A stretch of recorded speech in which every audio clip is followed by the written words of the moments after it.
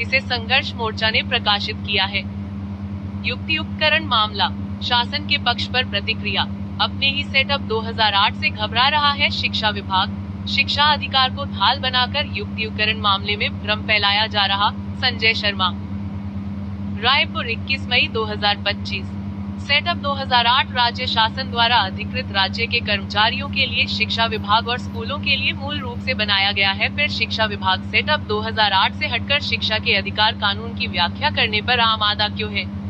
Chhattisgarh teachers association के प्रदेश अध्यक्ष संजय शर्मा ने कहा है कि छत्तीसगढ़ शासन के वित्त विभाग द्वारा अधिकृत और स्वीकृत सेटअप 2008 के अनुसार ही पूरे प्रदेश के शिक्षा विभाग और शिक्षकों का पद स्वीकृत किया गया है एवं वेतन आहरण किया जा रहा है। इसके आधार पर ही वित्तीय व्यवस्था संचालित की जा रही है। फिर भी शिक्षा विभाग युक्तियुक्तकरण के मामले में सेटअप को दरकिनार कर केवल और केवल शिक्षा के अधिकार कानून की आड़ में प्रदेश भर के प्राथमिक शाला और पूर्व माध्यमिक शाला में शिक्षकों के एक पद कम करने का प्रयास कर रहा है।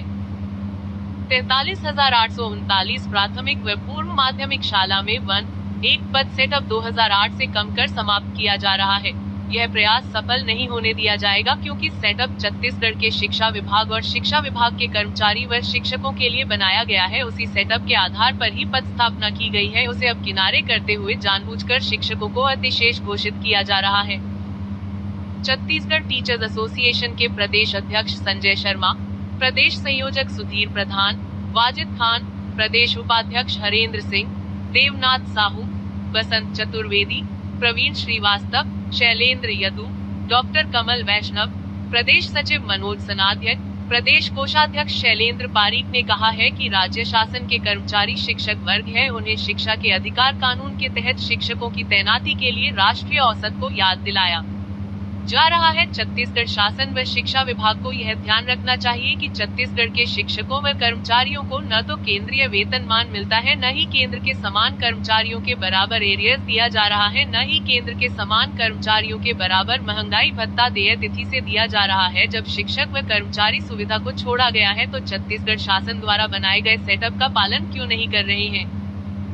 सीधी सी बात है, प्रदेश में 53,000 पद रिक्त है। ऐसे पदों की पूर्ति वर्तमान में करना न पड़े। प्रशिक्षित बेरोजगारों को रोजगार से वंचित करने का एक प्रयास है। शासन द्वारा यह पक्ष लाया गया कि प्राथमिक शाला में 2 ही कमरे होते हैं। यह दावा पूर्णतः गलत है। प्राथमिक शाला में 5 कमरे के साथ 2 फिर अतिरिक्त कक्ष बना हुआ है, जहां 1 से 5 तक सभी कक्षा पृथक पृथक बैठाया जाता है। इसीलिए न्यूनतम छात्र संख्या पर 1 जोड़ 2-3 शिक्षक सेटअप में प्रदत्त है। इसके अलावा शासकीय शालाओं में शिक्षकों की तैनाती कम करके शासकीय शाला को कमजोर करते हुए निजी शालाओं को लाभ देने का प्रयास है। शिक्षा विभाग के शिक्षकों से अन्य विभाग के कार्य क्यों कराया जा रहा है?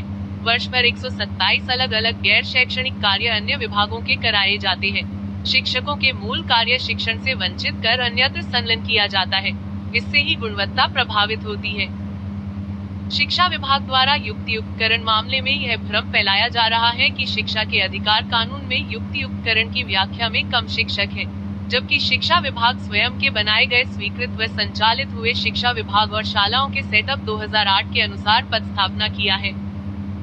सर्व शिक्षक संघ छत्तीसगढ़ के बैनर तले प्रदेश के 23 शिक्षक संगठन 28 मई को मंत्रालय का घेराव करेंगे। यह खेद का विषय है कि पूर्व में जारी युक्तियुक्तकरण के आदेश को अभी जस का तस जारी कर दिया है, जिसमें शिक्षकों का भारी विरोध था। यह गतिरोध का बड़ा कारण है। 1 सप्ताह के भीतर शिक्षा विभाग द्वारा युक्तिकरण की प्रक्रिया रद्द नहीं किए जाने पर बड़े व लंबे आंदोलन की तैयारी शिक्षकों द्वारा की गई है।